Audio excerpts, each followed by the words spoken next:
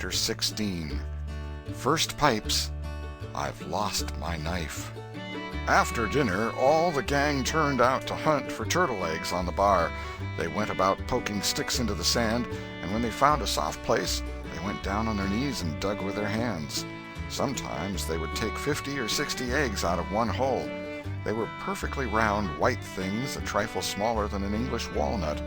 They had a famous fried egg feast that night, and another on Friday morning. After breakfast, they went whooping and prancing out on the bar, and chased each other round and round, shedding clothes as they went, until they were naked, and then continued the frolic far away up the shoal water of the bar, against the stiff current, which latter tripped their legs from under them from time to time, and greatly increased the fun.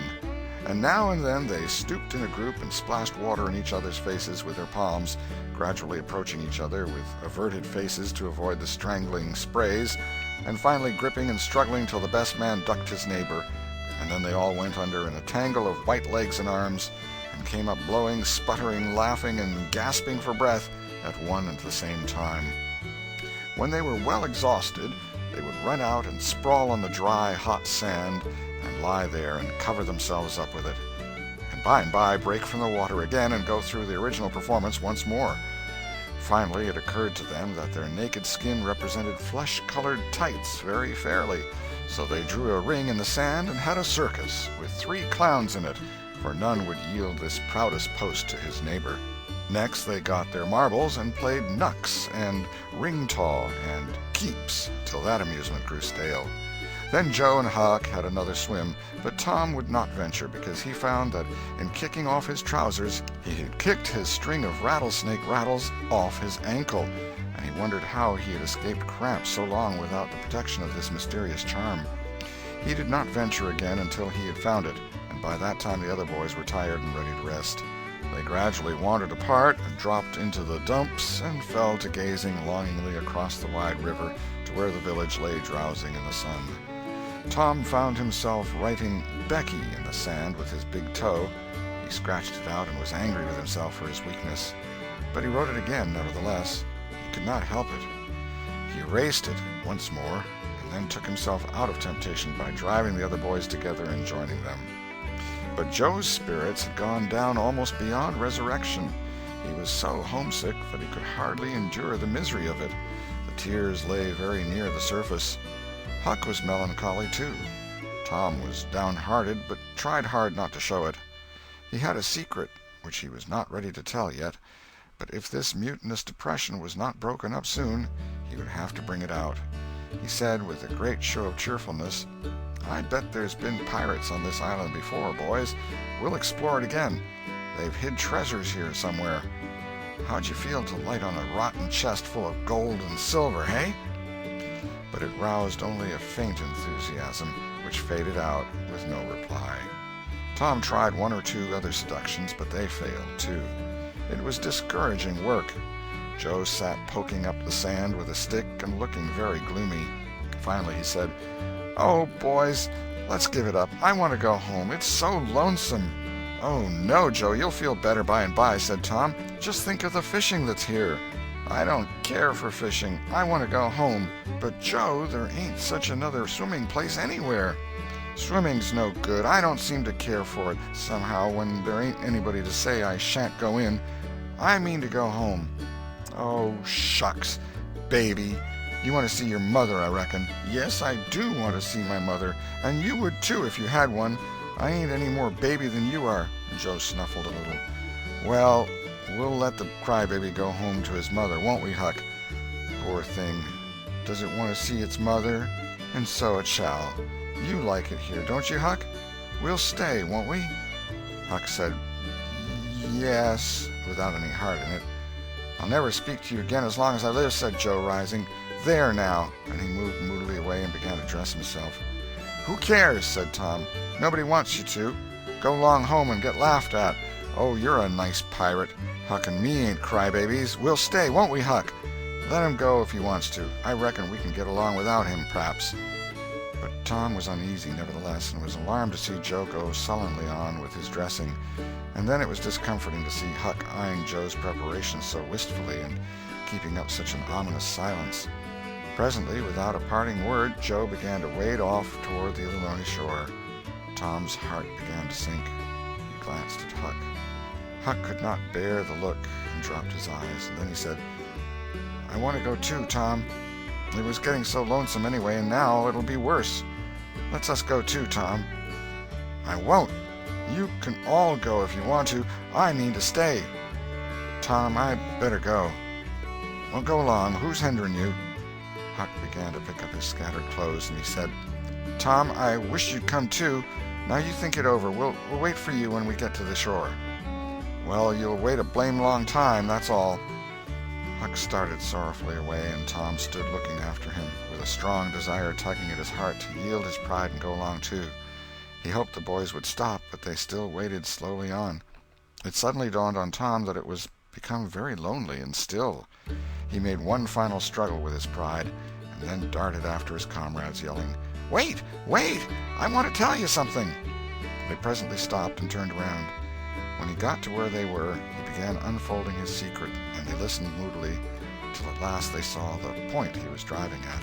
And then they set up a war-whoop of applause, and said it was splendid, and said if he had told them at first, they wouldn't have started away. He made a plausible excuse, but his real reason had been the fear that not even the secret would keep them with him any very great length of time, and so he had meant to hold it in reserve as a last seduction. The lads came gaily back and went at their sports again with a will, chattering all the time about Tom's stupendous plan and admiring the genius of it. After a dainty egg and fish dinner, Tom said he wanted to learn to smoke now. Joe caught at the idea and said he would like to try too.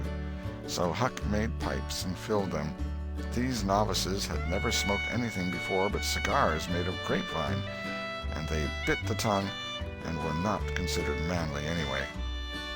Now they stretched themselves out on their elbows and began to puff, charily and with slender confidence.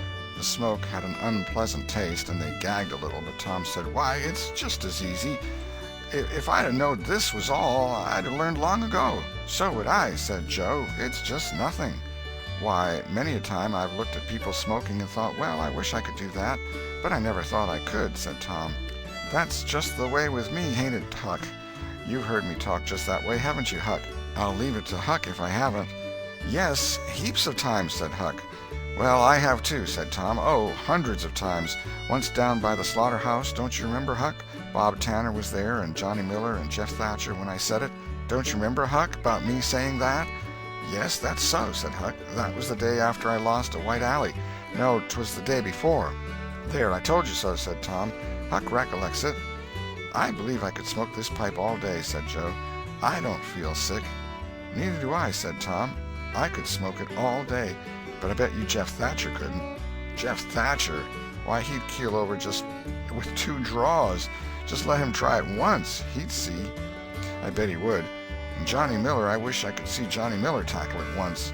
"Oh, don't I," said Joe. "Why, I bet now Johnny Miller couldn't any more do this than nothing. Just one little snifter would fetch him." "'Deed it would, Joe. Say, I wish the boys could see us now." "So do I. Say, boys, don't say anything about it, and sometime when they're around I'll come up to you and say, 'Joe, got a pipe? I want to smoke.' And you'll say, kind of careless-like, as if it weren't anything, you'll say, 'Yes, I got my old pipe, and another one, but my tobacco ain't very good.' And I'll say, 'Oh, that's all right, if it's strong enough.' And then you'll out with the pipes, and we'll light up just as calm, and then just see 'em look. By jings, that'll be gay, Tom. I wish it was now." "So do I. And when we tell 'em we learned when we was off pirating, won't they wish they'd been along?" "Oh, I reckon not. I'll just bet they will." So the talk ran on, but presently it began to flag a trifle and grow disjointed. The silences widened, the expectoration marvelously increased. Every pore inside the boys' cheeks became a spouting fountain. They could scarcely bail out the cellars under their tongues fast enough to prevent an inundation. Little overflowings down their throats occurred in spite of all they could do, and sudden retchings followed every time. Both boys were looking very pale and miserable now. Joe's pipe dropped from his nerveless fingers. Tom's followed. Both fountains were going furiously, and both pumps bailing with might and main. Joe said feebly, "I've lost my knife. I reckon I better go and find it." Tom said with quivering lips and halting utterance. "I'll help you. You go over that way and I'll hunt around by the spring. No, you needn't come, Huck. We can find it." So Huck sat down again and waited an hour. Then he found it lonesome and went to find his comrades. They were wide apart in the woods, both very pale, both fast asleep. But something informed him that if they had had any trouble, they'd got rid of it. They were not talkative at supper that night. They had a humble look, and when Huck prepared his pipe after the meal and was going to prepare theirs, they said no, they were not feeling very well. Something they ate at dinner had disagreed with them. About midnight, Joe awoke and called the boys. There was a brooding oppressiveness in the air that seemed to bode something. The boys huddled themselves together and sought the friendly companionship of the fire, though the dull, dead heat of the breathless atmosphere was stifling. They sat still, intent and waiting. The solemn hush continued. Beyond the light of the fire, everything was swallowed up in the blackness of darkness. Presently there came a quivering glow that vaguely revealed the foliage for a moment and then vanished. By and by another came, a little stronger, then another. Then a faint moan came sighing through the branches of the forest, and the boys felt a fleeting breath upon their cheeks and shuddered with the fancy that the spirit of the night had gone by. There was a pause. Now a weird flash turned night into day and showed every little grass blade separate and distinct and grew about their feet, and it showed 3 white startled faces too. A deep peal of thunder went rolling and tumbling down the heavens and lost itself in sullen rumblings in the distance. A sweep of chilly air passed by, rustling all the leaves and snowing the flaky ashes broadcast about the fire. Another fierce glare lit up the forest, and an instant crash followed that seemed to rend the treetops right over the boys' heads. They clung together in terror in the thick gloom that followed. A few big raindrops fell pattering upon the leaves. "Quick, boys, go for the tent!" exclaimed Tom. They sprang away, stumbling over the roots and among vines in the dark, no two plunging in the same direction. A furious blast roared through the trees, making everything sing as it went. One blinding flash after another, and the peal on peal of deafening thunder. And now a drenching rain poured down, and the rising hurricane drove it in sheets along the ground. The boys cried out to each other, but the roaring wind and the booming thunder blasts drowned their voices utterly. However, one by one they straggled in at last and took shelter under the tent, cold, scared, and streaming with water. But to have company in misery seemed something to be grateful for. They could not talk, the old sail flapped so furiously, even if the other noises would have allowed them. The tempest rose higher and higher, and presently the sail tore loose from its fastenings and went winging away on the blast. The boys seized each other's hands and fled, with many tumblings and bruises, to the shelter of a great oak tree that stood upon the river bank. Now the battle was at its highest. Under the ceaseless conflagration of lightning that flamed in the skies, everything below stood out in clean-cut and shadowless distinction. The bending trees, the billowy river, white with foam, the driving spray of spume flakes, the dim outlines of the high bluffs on the other side, glimpsed through the drifting cloud-rack and the slanting veil of rain. Every little while some giant tree yielded the fight and fell crashing through the younger growth, and the unflagging thunder peals came now in ear-splitting explosive bursts, keen and sharp and unspeakably appalling. The storm culminated in one matchless effort that seemed likely to tear the island to pieces, burn it up, drown it to the treetops, and blow it away, and deafen every creature in it all at once at the same moment. It was a wild night for homeless young heads to be out in. But at last the battle was done, and the forces retired with weaker and weaker threatenings and grumblings, and peace resumed her sway. The boys went back to camp, a good deal awed, but they found there was still something to be thankful for, because the great sycamore, the shelter of their beds, was a ruin now, blasted by the lightnings, and they were not under it when the catastrophe happened. Everything in camp was drenched, the campfire as well, for they were but heedless lads, like their generation, and had made no provision against rain. Here was matter for dismay, for they were soaked through and chilled.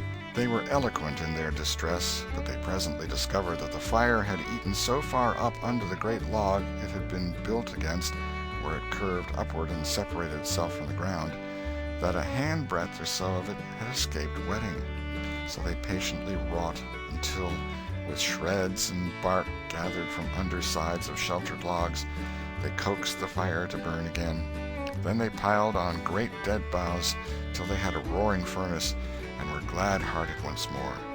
They dried their boiled ham and had a feast, and after that they sat by the fire and expanded and glorified their midnight adventure until morning, for there was not a dry spot to sleep on anywhere around. As the sun began to steal in upon the boys, drowsiness came over them, and they went out on the sandbar and lay down to sleep. They got scorched out by and by, and drearily set about getting breakfast. After the meal they felt rusty and stiff-jointed and a little homesick once more. Tom saw the signs, and fell to cheering up the pirates as well as he could. But they cared nothing for marbles or circus or swimming or anything. He reminded them of the imposing secret and raised a rave cheer.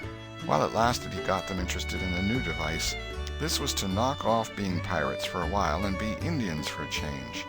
They were attracted by this idea, so it was not long before they were stripped and striped from head to heel with black mud like so many zebras, all of them chiefs, of course, and then they went tearing through the woods to attack an English settlement. By and by they separated into 3 hostile tribes, and darted upon each other from ambush with dreadful war-whoops, and killed and scalped each other by thousands. It was a gory day. Consequently, it was an extremely satisfactory one. They assembled in camp towards supper-time, hungry and happy. But now a difficulty arose. Hostile Indians could not break the bread of hospitality together without first making peace, and this was a simple impossibility without smoking a pipe of peace. There was no other process that they ever had heard of. 2 of the savages almost wished they had remained pirates. However, there was no other way. So, with such show of cheerfulness as they could muster, they called for the pipe and took their whiff as it passed in due form. And behold, they were glad they had gone into savagery, for they had gained something. They found that they could now smoke a little without having to go and hunt for a lost knife. They did not get sick enough to be seriously uncomfortable. They were not likely to fool away this high promise for lack of effort. No, they practiced cautiously after supper with right fair success, and so they spent a jubilant evening. They were prouder and happier in their new acquirement than they would have been in the scalping and skinning of the 6 nations. We will leave them to smoke and chatter and brag, since we have no further use for them at present. End of chapter 16.